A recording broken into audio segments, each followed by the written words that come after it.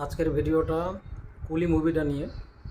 সত্যরাজ, শাহির, নাগার্জুনা, আমির খান, উপেন্দ্র আর রজনীকান্ত নিয়ে এই যে মুভিটা সত্যি অসাধারণ। যারা এখনও দেখনি, মুভিটাতে সবথেকে বেশি শাহিরের অভিনয়টা, মানে যে মেন ভিলেন থাকবে তার অভিনয়টা সবথেকে ভালো লেগেছে।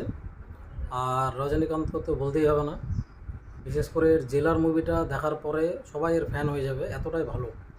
তো জেলার 2ও বেরোচ্ছে খুব তাড়াতাড়ি। আর আমির খানের শেষের যে ক্যামিওটা সেটাও অসাধারণ, খুবই ভালো লাগবে।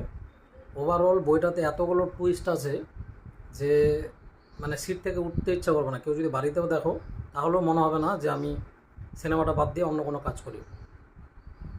তো অবশ্যই মাস্ট ওয়াচ মুভি আমার।